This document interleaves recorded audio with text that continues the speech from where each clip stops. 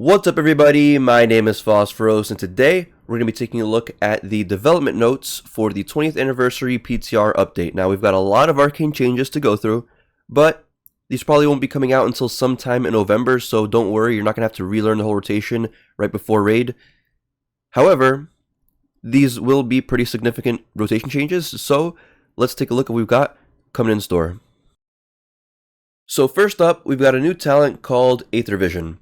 Now, this is going to be the replacement for Nether Precision double dipping because, as you can see, Blizzard has fixed an issue that allowed players to double dip the last stack of Nether Precision with a spell-queued Arcane Barrage. Well, let's read what Aether Vision does.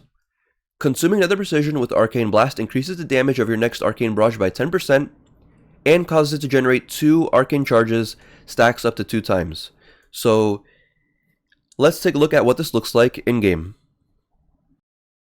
Alright, so here we are in the latest PTR build, and as you'll see on the talent tree, Aether Vision is just below Nether Precision on the tree.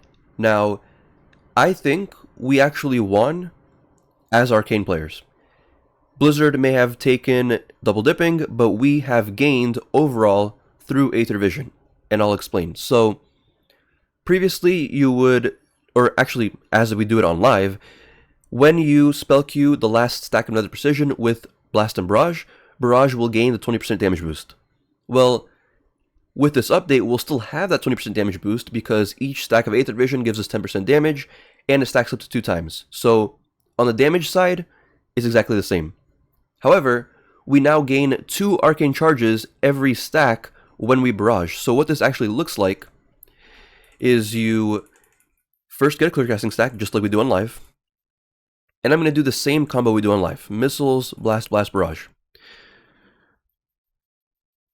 Man, what is my clear casting luck? Alright, here we go. So, Missiles, Blast, Spell Q, Blast, and Barrage. Just like on live. And now I have 4 Arcane Charges, which on live, that would be 0 Arcane Charges, and I have to build back up to 4. So, just with that, I think we've won. Blizzard can take double dipping. We'll take the 4 Arcane Charges. We win on that trade. However, there's another interaction which allows Nether Precision and Aether Vision to stack. So let's get 2 clear casting stacks and I'll show what that looks like.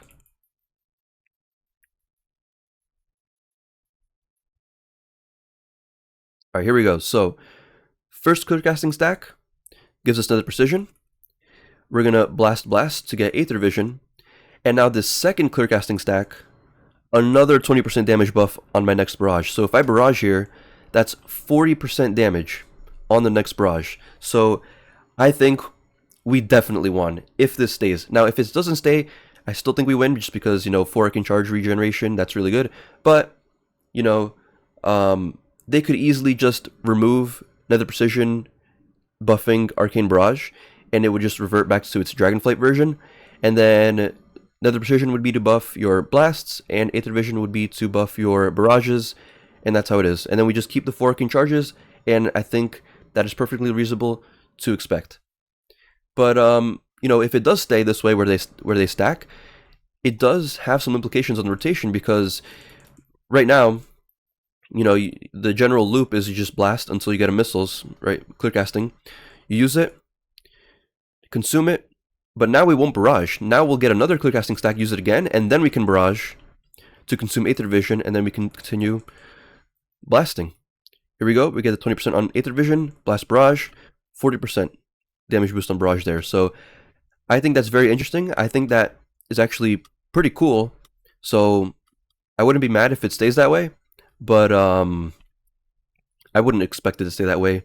I think they probably will remove Arcane Barrage on Nether Precision, but, we'll see how it goes. Another thing I forgot to mention is actually how Aether Vision's inclusion changes our talent tree. So Aether Vision now being here replaced Consortium's Bauble, which moved down here, and Consortium's Bauble replaced Static Cloud, which moved down here, and Static Cloud replaced Resonant Orbs, which has been removed from the game and baked into Charged Orb. So Resonant Orbs used to give a 10% damage increase to Arcane Orb. Now it's baked into Charged Orb for a 15% damage increase, so slight buff there.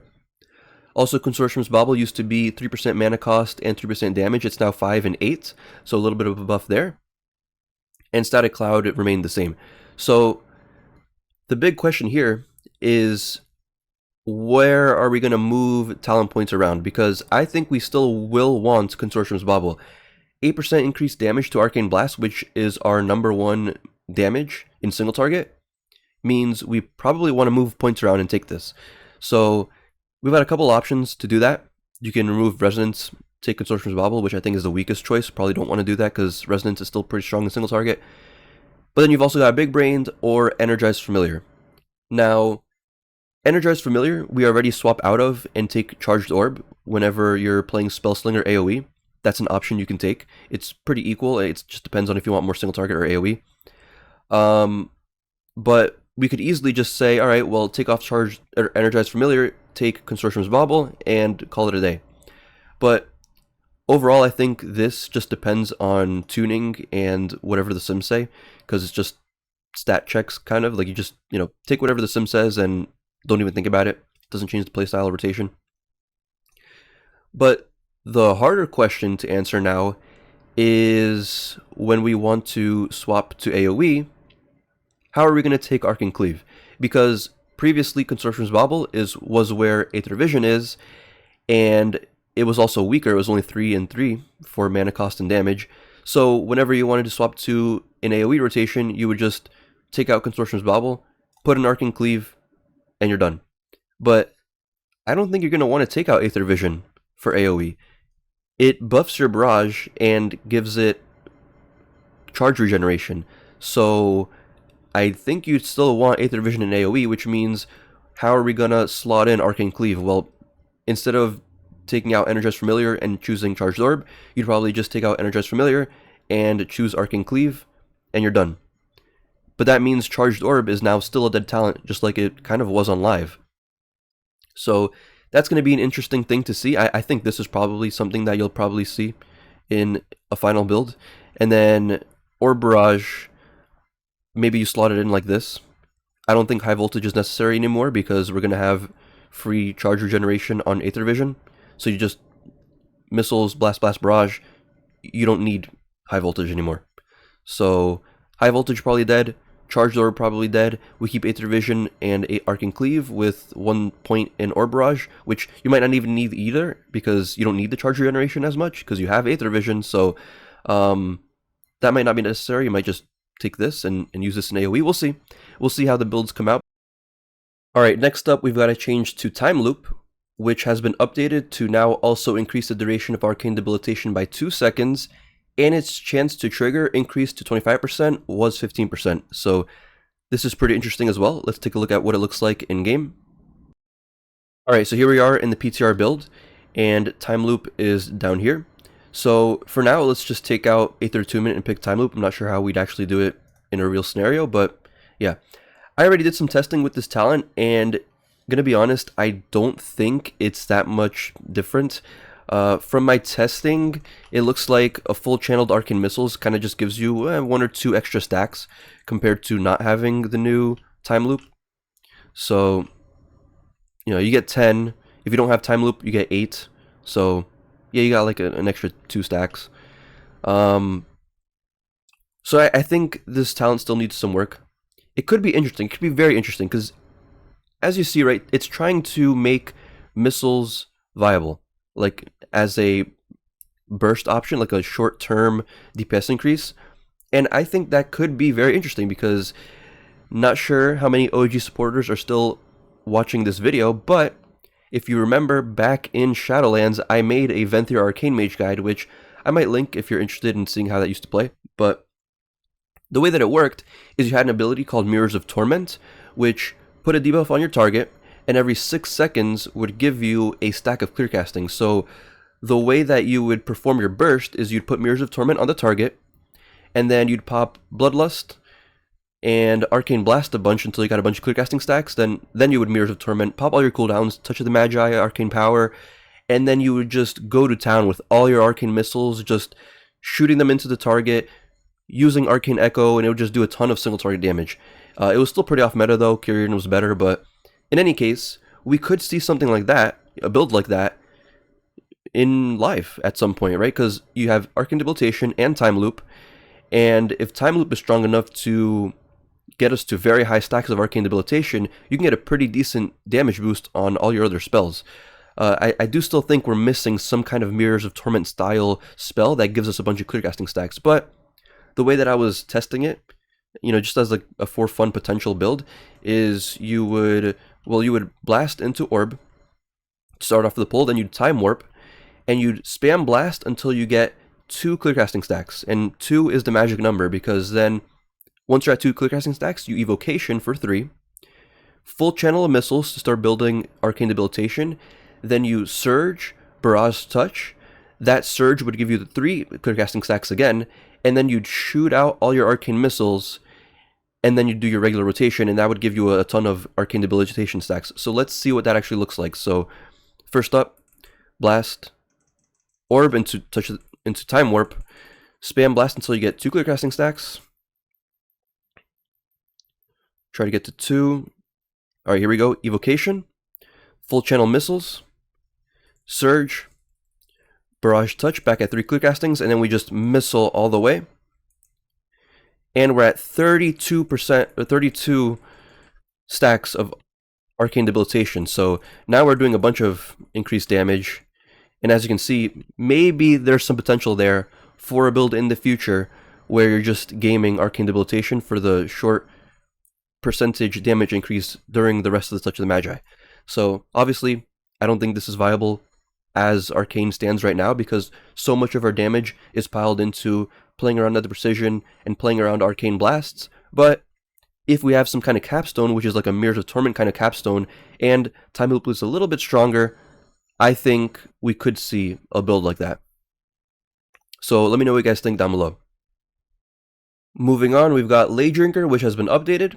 It now no longer affects Arcane Barrage, and casting Touch of the Magi now grants Ldrinker, and the chance has been increased to 25% from 20%. So let's take a look at what this looks like in game. Alright, so taking a look at Ldrinker, I don't think these buffs are strong enough to make Ldrinker work. And the main reason I don't think so is because it's anti-synergistic with Magi Spark. So Magi Spark will take the damage of your first Arcane Barrage or Arcane Blast during Touch of the Magi and echo that damage. Ldrinker does the same thing. Whenever you have Ldrinker, it'll echo the damage of your next Arcane Blast. However, the echoed damage from Ldrinker does not contribute to the echoed damage from Magi Spark. So just off that right there, Ldrinker would have to be strong enough to contest Magi Spark, because I don't think you would want to take these two together. I could be wrong. There could be some APL optimizations that make you choose a Ldrinker build, and maybe that Ldrinker build includes Magi Spark, but I don't think so. So yeah, the changes are cool. Having a guaranteed Ldrinker during Touch of the Magi is cool, but I don't think it's enough. And also, I don't think it's that exciting, because Arcane Blast by itself doesn't really have an animation, right? Like you Arcane Blast and you have a little bit of a small rune pop up over there. And Ldrinker, when you get it and it does proc, it has like a little beam coming from the sky. I don't think you notice that really when you're in the middle of a raid or Mythic Plus. And even if you did, even if it was cool, you're not going to pick it just because it looks cool, right? We want damage, or we want playstyle. So yeah, I think Ldrinker needs a little bit more work. These buffs are a step in the right direction, but not quite enough. Let me know what you guys think down below. Alright, so moving on with the rest of the changes. Charged Orb we've covered, Consortium's Bauble we covered, this one doesn't really matter. We covered Double Dipping, we covered the talent swaps, and we covered Resonant Orbs. However, we also still got some hero talent changes, which we can speak about. Oh, we actually got Arcane Intellect. It now costs 1% base mana, down from 4, that's actually huge. And Shifting Powers icon has been updated, that's pretty cool too. Spellslinger. New talent, signature spell. It's a choice node with shifting shards. And basically whenever Magi Spark explodes, you conjure 6 arcane splinters. So let's take a look at what this looks like in-game. Alright, so taking a look at the new talent, I think the overall DPS gain between either of these two is going to be very similar. Reason being because overall, you're going to be generating the same amount of splinters with each spell. So casting 8 splinters on a 1-minute cooldown or casting 6 splinters on a 45-second cooldown, the ratios are the same. So over the course of a 5-minute fight, assuming you're using both spells on cooldown, you're always going to be generating the same amount of splinters. So picking between these two is more of a case of when do I want my splinters generated, rather than how many overall splinters do I want to generate. And in that case, I think Signature Spell wins out because you're generating less splinters, but they're always going to be during your cooldown window. So we'll see what the Magic Conch decides. I mean, we'll see what the APL decides is the right choice, but I think it will probably be Signature Spell. And, we'll see how that turns out. In any case, not very impactful. It will change your rotation, I guess. If you take Shifting Shards, you kind of want to Shifting Power a little bit differently because you would be doing it during your cooldowns. But, you kind of still just want to use it on cooldowns. So, anyways, we'll see how that turns out. Not really impactful. Let's take a look at the last change for today's video. Alright, so last change for today. Splinter Storm now has a 5% chance to generate clearcasting. So let's talk about that. Alright, so first off, yes, we have 5% increased chance on clearcasting with Splinter Storm, but in terms of Spellslinger overall, there are people that are annoyed that double dipping has been removed, even though we gained Aether Vision. And the reason for that is that it kind of does screw over Spellslinger in the fact that because you can't double dip anymore, when you did double dip, it would consider you having consumed 3 stacks of Nether Precision, and each stack of Nether Precision you consume generates 2 splinters. So because you consumed 3, you would generate 6 splinters. Now that you can't double dip anymore, you're only consuming 2, which means you're only generating 4 splinters. So overall splinter generation for Spellslinger has been lowered. But I think this is a very easy fix on Blizzard's end. They could just add 2 splinters generate every time you consume Aether Vision. And even then, I don't even think they need to do that if they don't want to, because of the fact that we have 5% chance on generating clearcasting with Splinter Storm. Obviously, if you generate clearcasting, that is the same as generating splinters, because 1 clearcasting equals 2 Nether Precisions, 2 Nether Precisions equals 4 splinters. So more Splinter Storm clearcasting generation equals more splinters, and so this might just be enough to offset the double dip splinter loss by itself.